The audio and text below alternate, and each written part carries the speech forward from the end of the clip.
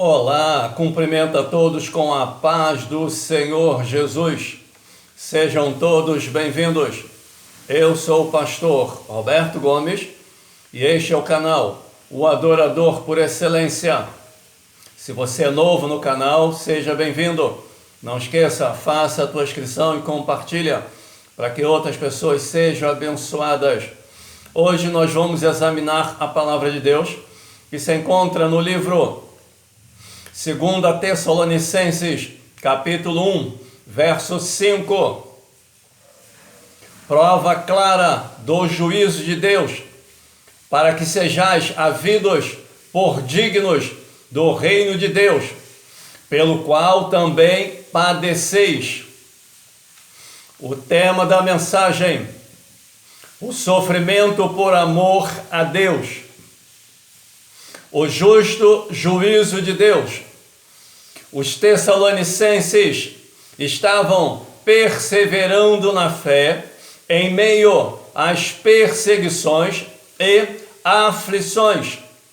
Sua atitude era uma prova do justo juízo de Deus, significando que ele considerava os tessalonicenses dignos da sua graça e do seu reino, pelos quais sofriam. Tais sofrimentos injustos também eram prova de os perseguidores se opunham ao próprio povo de Deus e que, portanto, receberiam a devida retribuição da parte de Deus. Verso 9. Eterna perdição. Esta é a declaração mais clara nas epístolas do apóstolo Paulo no tocante ao castigo eterno dos ímpios. A presença do poder de Deus ou o poder da sua presença. Ao que parece, há uma verdade inquietante na Bíblia. É possível ter o poder do Senhor sem a presença de Deus. Por conseguinte, haverá pessoas que conhecem o seu poder sem serem reconhecidos por Ele.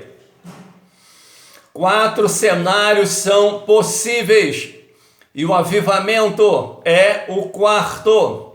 Primeiro, o poder da presença de Deus sem a presença do seu poder. Essa é a zona de conforto de muitos. A presença do Senhor é conhecida sem que o seu poder esteja sendo manifesto. Quando Jesus foi a Nazaré, sua cidade natal, ele não pôde realizar milagres ali, em razão da incredulidade das pessoas. Elas poderiam desfrutar da presença de Jesus, mas impediram-no de manifestar este poder por causa da incredulidade. Segundo, a presença do poder de Deus sem o poder da sua presença.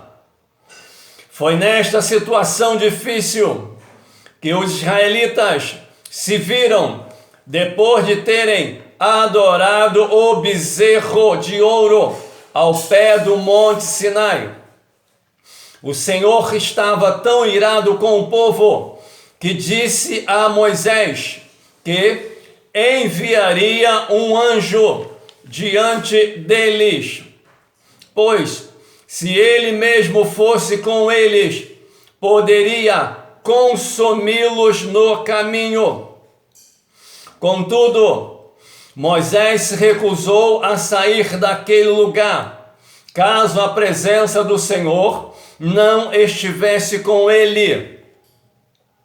Deus então disse a Moisés que iria acompanhá-los Êxodo 33, 14. 3. Sem o poder da presença de Deus e sem a presença do seu poder. Essa é uma situação perigosa para qualquer sociedade ou pessoa. De acordo com Amós, capítulo 8, verso 11 e 12, as pessoas perdem o controle quando o poder e a presença de Deus não se manifestam. O quarto, o poder da presença de Deus e a presença do seu poder. Isso é avivamento. Aleluia! Os que são puros de coração permitem a presença do Senhor na vida deles. E os que são fortes de espírito permitem que o poder divino seja manifesto. Foi o que aconteceu no dia de Pentecoste, o primeiro dia da existência da igreja, de Greg Johnson. Capítulo 2, verso 1. A vinda do nosso Senhor Jesus Cristo. Na sua primeira epístola, o apóstolo Paulo garantiu que todos os cristãos verdadeiros serão arrebatados para encontrar o Senhor nos ares. E assim ficarão para sempre com Ele. Esse evento os livraria da ira futura de Deus sobre a terra. Agora, porém, os falsos mestres ensinavam que o dia do Senhor já havia começado e que final de Deus estava sendo derramado, ou seja, a ira final de Deus estava sendo derramado sobre a terra. Verso 2: Não vos movais facilmente, nem vos perturbeis. Os tessalonicenses estavam perturbados por causa do que os falsos mestres estavam ensinando sobre o dia do Senhor. O apóstolo Paulo orienta para não se alarmarem, porque o dia da ira de Deus ainda não era chegado. Duas coisas assinalarão essa chegada. Haverá uma apostasia específica. É a primeira. 2. Manifestará o homem do pecado. O apóstolo Paulo declara em seguida que esses dois eventos não se cumprirão enquanto um que agora resiste seja tirado. As palavras do apóstolo Paulo, quer por espírito, quer por palavras, talvez indiquem que os falsos ensinos eram transmitidos através de línguas com interpretação ou através de profecias. Verso 3, sem que antes o apóstolo Paulo explica os eventos que assinalarão o início do dia do Senhor e passa a considerar a destruição do homem do pecado e dos ímpios no fim desta era. A sequência dos eventos serão assim. Primeiro, no decurso de toda a época da igreja, um mistério da injustiça está em ação, o que nos faz lembrar que o fim está chegando. O mal se tornará cada vez mais desenfreado à medida que a história chega ao fim. 2. À medida que o mistério da injustiça predomina, a apostasia na igreja atingirá proporções cada vez maiores. 3. O detentor, o que restringe o mistério da justiça, é então tirado do meio. 4. Em seguida, manifesta-se o homem do pecado. 5. A apostasia chega ao auge na sua rebelião total contra Deus e sua palavra. Deus enviará uma influência enganadora sobre aqueles que não amam a verdade. 6. Mais tarde, o homem do pecado é destruído com todos aqueles que tiveram prazer na iniquidade. Isso ocorre à vinda de Cristo, depois da tribulação e o fim desta era. Verso 10. O amor da verdade.